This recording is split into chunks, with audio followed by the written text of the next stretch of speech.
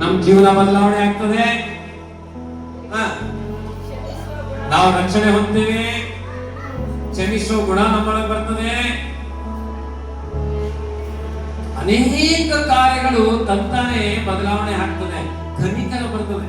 ಯಾರನ್ನ ಒಬ್ಬರು ನೋಡಿದ್ರೆ ಅಯ್ಯೋ ಪಾಪ ಅನಿಸ್ತದೆ. ಯಾಕಂದ್ರೆ ಯೇಸು ಸ್ವಾಮಿ ಕನಕರಿಸುವ ಒಂದು ಮನಸ್ಸಿದೆ. ಯೇಸು ಸ್ವಾಮಿ ರೋಗಿಗಳನ್ನ, ಕುಷ್ಠರೋಗಿಗಳನ್ನ, ಕುರುಡರನ್ನ, ಕುಂಟರನ್ನ ನೋಡಿ ತಕ್ಷಣ ಯಾಕೆ ವಾಸ ಮಾಡಿದ್ರೆ ಅವನಲ್ಲಿ ಇರುವ ಕನಿಕರ, ಅವನಲ್ಲಿರ್ತಕ್ಕಂಥ ಕನಿಕರ ನೋಡಿ. 5 ರೊಟ್ಟಿ 2 ಮೀನು 5,000 ಜನರಿಗೆ ಕೊಡುವಾಗ ಎಷ್ಟು ಕೊಡುವಾಗ ಯೇಸು ಸ್ವಾಮಿಗೆ ಆ ಜನರ ಹಸಿವು ಅರ್ಥ ಮಾಡ್ಕೊಳ್ಳಿ. ಏನ್ ಅರ್ಥ ಮಾಡ್ಕೊಂಡಿದ್ದಂತೆ ಹೇಳಮ್ಮ, ಏನ್ ಅರ್ಥ ಮಾಡ್ಕೊಂಡಿದ್ದಂತೆ?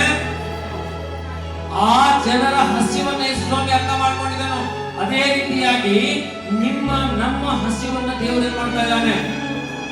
ಅರ್ಥ ಮಾಡ್ಕೊಳ್ತಾ ಇದ್ದಾನೆ. ಯಾವ ರೀತಿಯಾಗಿ ನಾವು ದೇವರ ಮೇಲೆ ಹಸಿವಿದ್ದೇವೆ, ದೇವರ ಕಾರ್ಯಗಳಲ್ಲಿ ಹಸಿವಿದ್ದೇವೆ, ದೇವರ ಮಾರ್ಗದಲ್ಲಿ ಹಸಿವಿದ್ದೇವೆ ಅಂತ ಹೇಳಿ ದೇವರು ಅರ್ಥ ಮಾಡಿಕೊಂಡು ತಕ್ಷಣವೇ ದೇವರು ಕಾರ್ಯವನ್ನು ಪ್ರಾರಂಭ ಮಾಡ್ತಾರೆ. ಹೋಗ್ರಿ, ಯಾರಾದ್ರೂ ಒಬ್ರು ಮಾರ್ಕನ ಬರೆದ ಸುವಾರ್ತೆ 6ನೇ ಅಧ್ಯಾಯ,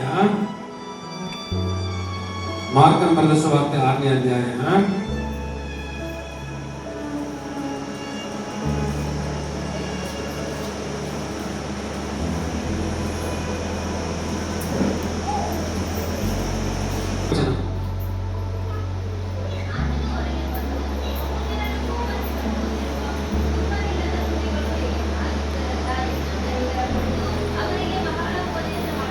ಸಾಕ್ಬೇಡ. ಅವರು ಇವರು ಕುರುಬನಿಲ್ಲದ ಕುರಿಗಳ ಹಾಕಿದ್ದಾರಲ್ಲ ಎಂದು ಕನಿಕರ ಪಟ್ಟು ಅವರಿಗೆ ಬಹಳ ಉಪದೇಶ ಮಾಡುತ್ತಿದ್ದನು. ಅಲ್ಲಿ ದೇವರ ವಾಕ್ಯ ಕೇಳಲಿಕ್ಕೆ ಬಂದಿದ್ದಾರೆ ವಿಶ್ವಾಸಿಗಳು. ಬೆಳಗಿಂದ ಸೇವಕರು ಶಿಷ್ಯರು ಅಲ್ಲಿದ್ದಾರೆ. ಬೆಳಗಿಂದ ಊಟ ಇಲ್ಲ, ನೀರಿಲ್ಲಪ್ಪ, ನೀವು ಬೆಳಗಿಂದ ಬಹಳ ಕೆಲಸ ಮಾಡಿದ್ದೀರಿ, ನೀವು ಮುಂದೋಗಿ ಸ್ವಲ್ಪ ರೆಸ್ಟ್ ತಗೊಳ್ಳಿ ಅಂತ ಹೇಳಿ ಅವ್ರು ಮುಂದೋದ್ರೆ ಜನ ಎಲ್ಲ ಅವ್ರ ಹಿಂದೆನೆ ಹೋಗ್ಬಿಟ್ರು. ಆಮೇಲೆ ಯೇಸು ಸ್ವಾಮಿ ಹೊರಗೆ ಬಂದು ನೋಡಿದ್ರೆ ಅಲ್ಲಿ ಕೆಲವು ವಿಶ್ವಾಸಗಳಿದ್ರು. ಅವ್ರು ಹೇಗಿದ್ರು ಅಂತ ಯೇಸು ಸ್ವಾಮಿ ಹೇಳ್ತಾ ಇದ್ದಾನೆ, ಕುರುಬನಿಲ್ಲದ ಕುರಿ. ಈಗ ಕುರಿ ಜೊತೆ ಕುರುಬ ಇದ್ರೆ ಕುರುಬ ಕುರಿಗೆ ಎಲ್ಲಿ ಮೇಯಿಸ್ಬೇಕು,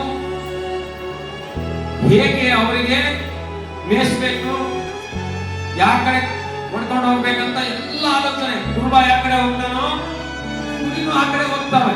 ಆದ್ರೆ ಕುರುಬನಿಲ್ಲದ ಕುರಿ ಹೆಂಗಿರ್ತದೆ, ಎಲ್ಲಿ ಹೋಗ್ಬೇಕನ್ನೋದು ಗೊತ್ತಿಲ್ಲ, ಎಲ್ಲಿ ಮೇಯ್ಬೇಕನ್ನೋದು ಗೊತ್ತಿಲ್ಲ, ಎಲ್ಲಿ ಅಪಾಯ ಇದೆ ಅನ್ನೋದು ಗೊತ್ತಿಲ್ಲ.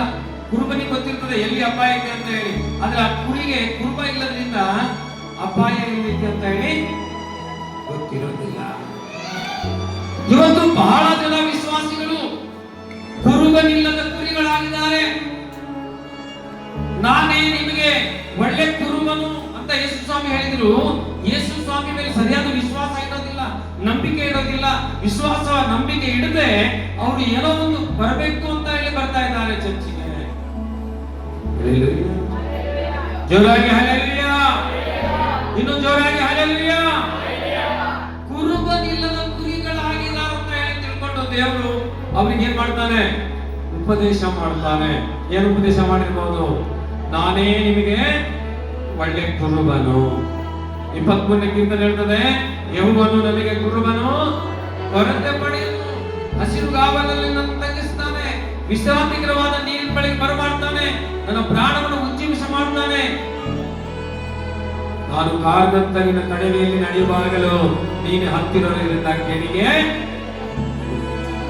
ಹಲ್ಲೆಲೂಯಾ, ಜೋರಾಗಿ ಹಲ್ಲೆಲೂಯಾ, ಇನ್ನು ಜೋರಾಗಿ ಹಲ್ಲೆಲೂಯಾ. ಯಾವಾಗ ಕುರುಬನಿಲ್ಲದ ಕುರಿಗಳು ಅಂತ ಹೇಳಿ ಬಳಲೋಗಿದ್ದಾರೆ ಅಂತ ತಿಳ್ಕೊತಾರೋ ತಕ್ಷಣವೇ ದೇವರು ಏನ್ ಮಾಡ್ತಾನೆ ನೋಡಿ ಕೇಳಿದ್ರೆ, ಅಷ್ಟರಲ್ಲಿ ಬಹಳ ಹೊತ್ತಾದ್ದರಿಂದ ಆತನ ಶಿಷ್ಯರು ಆತನ ಬಳಿಗೆ ಬಂದು, ಇದು ಅಡವಿ, ಈಗ ಹೊತ್ತು ಬಹಳವಾಯಿತು, ಜನರಿಗೆ ಅಪ್ಪಣೆ ಕೊಡು. ಇವರು ಸುತ್ತಮುತ್ತ ಹಳ್ಳಿಗಳಿಗೆ ಹೋಗಿ ತಮ್ಮ ಊಟಕ್ಕೆ ಏನಾದರೂ ಕೊಂಡುಕೊಳ್ಳಲಿ ಅಂದಕ್ಕೆ ಏನಂತಾರೆ, ಶಿಷ್ಯರು ತಕ್ಷಣ ಬರ್ತಾರೆ. ಬಂದು ಯೇಸು ಸ್ವಾಮಿಗೆ ಏನ್ ಹೇಳ್ತಾ ಇದ್ದಾರೆ, ಇದು ಸರಿ ಹೇಳ್ರಿ, ಇದು ಹೇಳ್ರಿ, ಎಲ್ಲಾರು ಹೇಳಿ, ಇದು ಅಡವಿ, ಮತ್ತೆ ಈಗ ಹೊತ್ತು ಜಾಸ್ತಿ ಆಗ್ಬಿಟ್ಟಿದೆ, ಸಾಯಂಕಾಲ ಆಗ್ಬಿಟ್ಟಿದೆ. ಅದಕ್ಕೆ ನೀ ಏನ್ ಮಾಡು, ಈ ಜನರಿಗೆ ಹೋಗ್ಲಿಕ್ಕೆ ಶಿಷ್ಯರು ಸಮಸ್ಯೆಯನ್ನು ಹೊತ್ಕೊಂಡೇ ಸ್ವಾಮಿ ಹತ್ರ ಬರ್ತಾ ಇದ್ದಾರೆ. ಏನ್ ಸಮಸ್ಯೆ? ಏನ್ ಸಮಸ್ಯೆ? ಏನ್ ಸಮಸ್ಯೆ ಹೊತ್ಕೊಂಡು ಬರ್ತಾ ಇದ್ದಾರೆ? ಏನ್ ಹೇಳ್ತಾರೆ? ಇದು ಅಡವಿ. ಯಾರಿಗೆ ಹೇಳ್ತಾ ಇದ್ದಾರೆ? ಯೇಸು ಸ್ವಾಮಿ, ಇದು ಅಡವಿಯಪ್ಪ, ಅಡವಿಯಲ್ಲಿ ಊಟ ಏನೇನು ಸಿಗಲ್ಲ, ನೀರು ಸಿಗಲ್ಲ, ಇಲ್ಲಿ ಅಡವಿ. ಮತ್ತು ಈ ಟೈಮ್ ಏನಾಯ್ತು, ಇದೇನಿದು ಸಮಸ್ಯೆ ತಗೊಂಡು ಬರ್ತಾ ಇದ್ದಾರೆ. ಮತ್ತು ಸಮಸ್ಯೆಗೆ ಉತ್ತರನೂ ಅವ್ರು ಹೇಳ್ತಾ ಇದ್ದಾರೆ. ಏನು ಉತ್ತರ? ಈ ಜನರಿಗೆ ಕಳಿಸ್ಬಿಡು, ಎಲ್ಲರೂ ಊಟ ಮಾಡ್ಕೊತಾರೆ. ನೋಡ್ರಿ, ಬಹಳ ಜನ ಸಮಸ್ಯೆನೂ ಅವರೇ ಹೇಳ್ತಾರೆ, ಅದಕ್ಕೆ ಉತ್ತರನೂ ಅವರೇ. ನೋಡಿ, ಎಲ್ಲರೂ ಹೋಗಿ ಜಾಗ್ರತೆ ಹೋಗ್ಬೇಕಂತ ಪ್ರಾರ್ಥನೆ ಮಾಡ್ತಾರೆ. ಸ್ವಾಮಿ ನಿನಗೆ ಸ್ತೋತ್ರ, ಇವತ್ತು ವ್ಯಾಪಾರ ಹೋಗ್ತಾ ಇದ್ದೇನೆ ಕರ್ತನೆ, ಯೇಸುವಿನ ನಾಮದಲ್ಲಿ ಯಾವ ಕಡೆ ಹೋಗ್ಬೇಕೆಂಬುದಾಗಿ ಆಲೋಚನೆ ಗೊತ್ತಿಲ್ಲ, ಎಲ್ಲಿ ಹೋಗ್ಬೇಕೆಂಬುದಾಗಿ ಆಲೋಚನೆ ಕೊಡಪ್ಪ ದೇವರೇ, ನಿನಗೆ ಸ್ತೋತ್ರ. ಯೇಸುವಿನ ನಾಮದಲ್ಲಿ ಈ ಕಡೆ ಈಗ ನಾವು ಸುತ್ತುಗಡೆ ಹೊರಟೇವೆ, ಯೇಸುವಿನ ನಾಮದಲ್ಲಿ. ಸಮಸ್ಯೆ ದೇವರಿಗೆ ಹೇಳೋದು, ಉತ್ತರನು ದೇವರಿಗೆ ಹೇಳ್ಬಿಡೋದು. ನಾನು ಹೊರಟ ನೋಡಮ್ಮ, ನೀ ಏನು ಮಾಡ್ತೀವಿ ಗೊತ್ತಿಲ್ಲ. ಸಮಸ್ಯೆ ದೇವರಿಗೆ ಯಾವ ಕಡೆ ಹೋಗ್ಬೇಕು ಅಂತ ಹೇಳಿ ದೇವ್ರ ಮುಂದೆ ಕೇಳಿದ್ಮೇಲೆ ನೀನ್ ದೇವರ ಸ್ವರ ಇಂಥ ಕಡೆ ಹೋಗು ಅಂತ ಹೇಳಿ ಕೇಳಬೇಕು. ನೀನೇ ಸುರ್ಪುರ ಕಡೆ ಹೋಗ್ಬಿಡುತ್ತೆ, ವ್ಯಾಪಾರ ಬೆಳಿಗ್ಗೆ ಪ್ರೇರ್ ಮಾಡ್ಬಿಟ್ಟೆ. ದೇವ್ರು ಹೇಳಿದ್ರೆ ನಿನಗೆ ಸುರ್ಪುರ ಕಡೆ ಹೋಗಂತ, ಗುಲ್ಬರ್ಗ ಕಡೆ ಹೋಗಂತ, ಯಾದಗಿರಿ ಕಡೆ ಹೋಗಂತ. ನಾವು ದೇವರಿಗೆ ಸಮಸ್ಯೆನೂ ದೇವರಿಗೆ ನಾವೇ ಹೇಳ್ತಾ ಇದ್ದೇವೆ, ಉತ್ತರನು ನಾವೇ ಹೇಳ್ತಾ ಇದ್ದೇವೆ. ಇಲ್ಲಿ ಅದೇ ಶಿಷ್ಯರು ಏನ್ ಮಾಡ್ತಾ ಇದ್ದಾರೆ, ಕಳಿಸ್ಬಿಡಪ್ಪ. ಯಾಕೆ ಜನರಿಗೆ ಕಳಿಸ್ಬಿಡು ಅಂತಾರೆ ಗೊತ್ತಾನು? ಅಲ್ಲಿ ಒಂದು 5 ರೊಟ್ಟಿ 2 ಮೀನಿದ್ದು ನೋಡ್ಕೊಂಡಿದ್ರು.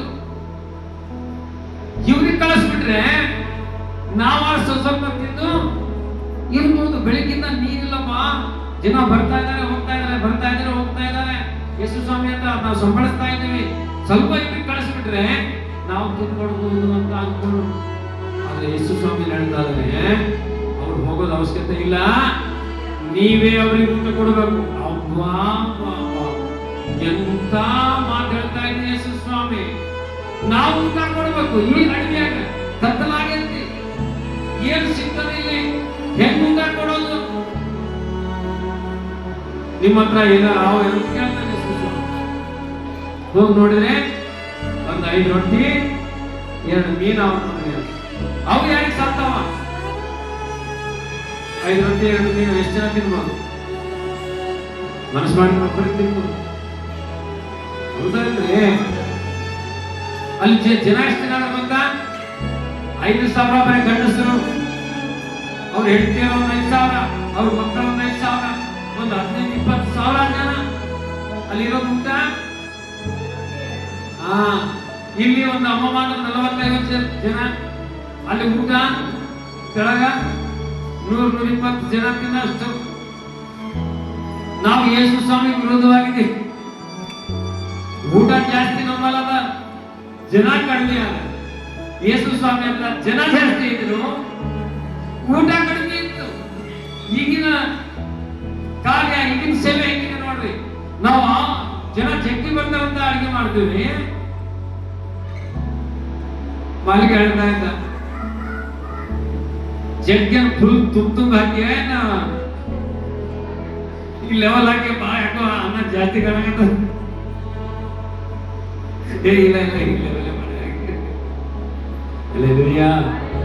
ಜೋರಾಗಿ ಅಲ್ಲಿ ಯೇಸು ಸ್ವಾಮಿ ಹೇಳೋ ಮಾತು ನೋಡ್ರಿ. ಈಗ 50-50-100 ಪ್ರಕಾರವಾಗಿ ಜನರಿಗೆ ಏನ್ ಮಾಡ್ರಿ, ಸಾಲ ಕುದಿಸ್ರಿ. ಆಮೇಲೆ 5 ರೊಟ್ಟಿ 2 ಏನು ನನ್ನ ಕೈ ಕೊಡ್ರಿ ಅಂತಾನೆ. ಆ 5 ರೊಟ್ಟಿ 2 ಮೀನನ್ನ ಸ್ತೋತ್ರ ಮಾಡಿ ತಗೊಳ್ಳಿ ಅಂತ ಹೇಳಿ